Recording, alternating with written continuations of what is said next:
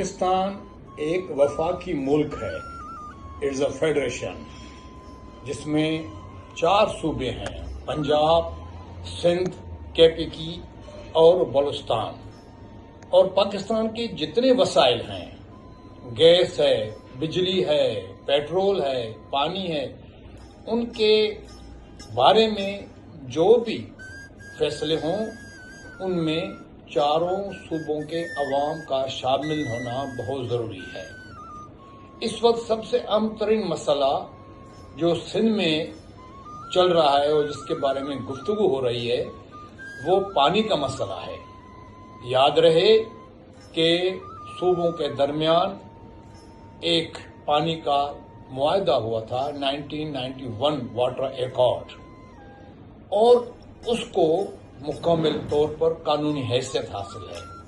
شروع والے چند سال تو اس معاہدے پر عمل ہوتا رہا، لیکن پچھلے 24 سالوں میں اس پر عمل نہیں ہو رہا ہے. اس سے بے چینی بڑھ رہی ہے عوام میں. حیرت کی بات یہ ہے کہ ایک طرف جو پانی موجود ہے اس سے جتنی زمینیں ہیں آباد، جو صدیوں سے آباد ہیں، ان کو آباد رکھنے کے لیے پانی مہیا نہیں کیا جا رہا ہے، لیکن نئے کینال بنانے کی بات ہو رہی ہے، اور وہ بھی کسی ریگستان اور چولستان کو آباد کرنے کی. یہ چیز عام انسان کے سمجھ سے بالا تر ہے. ہونا تو یہی چاہیے کہ کونسل آف کامن انٹرسٹ کا اجلاس ہو جس میں یہ تمام مسائل بیٹھ کر طے کیے جائیں. یہ صوبوں کی بات ہے، عوام کی بات ہے. اور ارسا ایکٹ میں تبدیلی کی باتیں کیوں ہو رہی ہیں؟ واٹر ایکارڈ 91 کے بعد ارسا ایکٹ آیا اور اس کو آئینی اور قانونی حیثیت حاصل ہے. ہم یہ مطالبہ کریں گے کہ خدارا ارسا ایکٹ میں تبدیلی نہ کرے. ایک کامیاب سسٹم چل رہا ہے، اس کو چلنے دے، اور صوبہ سندھ کے جو خدشات ہیں ان کے اوپر غور کیا جائے. میں ذرا کھل کر بات کروں. ہم سمجھتے ہیں کہ سب سے پہلا جو سندھ والوں کی طرف سے مطالبہ ہے وہ یہ ہے کہ 91 ایکارڈ کے اوپر عمل کیا جائے ان لیٹر اینڈ اسپرٹ. سندھ میں پانی داخل ہونے سے پہلے ہی چوری ہو جاتا ہے اور یہ سلسلہ برسوں سے چل رہا ہے. اس کو دیکھنے کے لیے واٹر آڈٹ کروائی جائے. پانی کہاں جاتا ہے، کیسے چوری ہوتا ہے، اس کو بند کیا جائے. دوسری بات یہ ہے کہ وہاں پر ٹیلی میٹر سسٹم جو لگایا گیا تھا وہ افیکٹو نہیں ہے، وہ پراپر ریڈنگ نہیں کر رہا. وجہ کیا ہے وہ ارسا کے لوگ ہی بتا سکتے ہیں، لیکن یہ بہت ضروری ہے کہ ٹیلی میٹری سسٹم کو بہتر کیا جائے تاکہ پانی کی ڈسٹریبیوشن کو پراپر مانیٹر کیا جائے. 91 ایکارڈ میں یہ ہے کہ انڈس ریور میں جب کوٹلی سے بعد ڈاؤن سٹریم پانی چھوڑا جاتا ہے وہ کم سے کم منیمم 10 MAF چھوڑا جائے، کیونکہ لاکھوں انسانوں اور جانوروں اور چرند پرند کی زندگیاں اس پر ہیں. لیکن کئی تو مہینے ایسے آ جاتے ہیں جب انسانوں اور جانوروں کے لیے پانی کا پینا بھی مہیا نہیں ہوتا ہے. ہم یہ چاہتے ہیں کہ ان تمام باتوں کو اچھی طرح سے غور کیا جائے تاکہ انصاف ہو اور محسوس ہو کہ ہاں عوام کی باتیں سنی جا رہی ہیں. ابھی 2 دن پہلے حکومت سندھ نے اپنے کچھ خدشات کا اظہار کیا ہے جو اچھی بات ہے، لیکن کیا ان خدشات کو اس جگہ سنا جا رہا ہے جہاں پر فیصلے ہو رہے ہیں؟ یہ بہت ضروری ہے.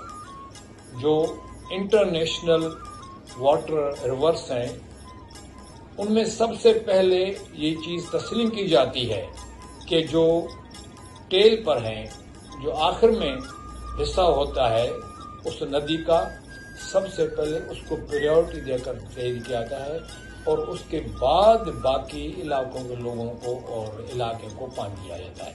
تو ہم چاہتے ہیں کہ یہ جتنے چیزیں ہیں ان پر عمل کیا جائے. یہ کراچی ڈاؤن سٹریم کے بعد تاریخی ڈیلٹا ہے، انڈس ڈیلٹا، جس کو رامسر اکارڈ کے تحت تحفظ دیا گیا ہے، لیکن وہ آہستہ آہستہ ختم ہوتا جا رہا ہے. وہ جنگلات اور وہ مچھلیاں وہ نایاب ہوتی جا رہی ہیں، کم ہوتی جا رہی ہیں. یہ تمام مسائل ہیں. اس کے بارے میں ہم حکومت پاکستان سے، حکومت سندھ سے یہ مطالبہ کرتے ہیں کہ سندھ کے عوام کی باتیں سنی جائیں اور ان کے ساتھ انصاف کیا جائے. Thank you very much. یہ تھے ایک معروف اور معتبر شخصیت کے مالک ڈاکٹر محبوب شیخ، جنہوں نے سندھ طاس معاہدے اور پاکستان میں پانی کے نظام کے حوالے سے گہرے مشاہدے اور تجربے پر مبنی اپنی قیمتی رائے دی ہے. سندھ طاس معاہدہ پاکستان کے پانی کی تقسیم اور انتظام کا ایک اہم معاہدہ ہے، جس کے اثرات سندھ سمیت پورے ملک کے آبی وسائل پر پڑتے ہیں. ڈاکٹر محبوب شیخ نے اپنے بیانات میں اس معاہدے کے مختلف پہلوؤں پر روشنی ڈالی ہے اور پاکستان کے پانی کے نظام کے حوالے سے اپنی بصیرت سے ہمیں آگاہ کیا ہے. آج ہم بات کریں گے ایک ایسے مسئلے پر جو پاکستان کے لاکھوں لوگوں کی زندگیوں، معیشت اور غذائی تحفظ پر براہ راست اثر انداز ہو رہا ہے. سندھ میں پانی کا بحران اور ارسا ایکٹ میں مجوزہ تبدیلیاں. کیا سندھ تباہی کی دہائی پر ہے؟ سندھ میں پانی کی مسلسل کمی اور ارسا ایکٹ میں مجوزہ ترامیم کے ساتھ سندھ کو شدید پانی کی قلت کی ایک سنگین خطرے کا سامنا ہے. کیا یہ تبدیلیاں سندھ کے زرعی نظام اور اس کی معیشت کو بنجر اور مفلوج کر سکتی ہیں؟ نئے نہری منصوبے اور مرکزی چیئرمین کے تعینات کیا سندھ کے پانی کے حقوق کو مزید پامال کر دے گی؟ پاکستان میں دریاؤں کے پانی کی منصفانہ تقسیم کے لیے ارسا یعنی انڈس ریور سسٹم اتھارٹی کا قیام عمل میں آیا. 1991 کے واٹر اپورشمنٹ ایگریمنٹ کے تحت یہ اتھارٹی چاروں صوبوں کے درمیان پانی کے حقوق کی نگرانی کرتی ہے. ارسا کا موجودہ ڈھانچہ اس بات کو یقینی بناتا ہے کہ صوبائی نمائندے پانی کے معاملات پر اپنے صوبے کی طرف سے آواز اٹھا سکیں. اب وفاقی حکومت کی جانب سے ارسا میں مجوزہ ترمیم کا اعلان کیا گیا ہے، جس کے تحت مرکزی چیئرمین وفاق کی جانب سے تعینات کیا جائے گا. اس سے سندھ میں یہ خدشات پیدا ہو گئے ہیں کہ پانی کی تقسیم میں مزید عدم توازن پیدا ہوگا. سندھ کے عوام کا کہنا ہے کہ سندھ میں پہلے سے ہی پانی کی کمی ہے. اب سندھ کے ساتھ ناانصافی ہو رہی ہے. 2003 سے ہمارے حصے کا پانی نہیں دیا جا رہا اور نہ ہی 1991 کے پانی کی تقسیم کے معاہدے پر عمل ہو رہا ہے. 1,30,00,000 ایکڑ زمین کو آباد کرنے کے لیے 48 MF پانی کا تعین کیا گیا تھا اور کوٹڑی سے نیچے 10 MF پانی چھوڑنا لازمی قرار دیا گیا تھا. اس پانی کو نہ چھوڑنے کی مجموعی وجہ سے ڈیلٹا تباہی کی طرف جا رہا ہے. جب سے پنجاب نے سندھ کے اوپر سے بیراج تعمیر کیے ہیں تب سے سندھ کا پانی کم ہو گیا ہے. ارسا میں ترمیم کے خلاف سندھ اسمبلی میں قرارداد پیش کی گئی، جس میں اس ترمیم کو سندھ کے حقوق پر حملہ قرار دیا گیا.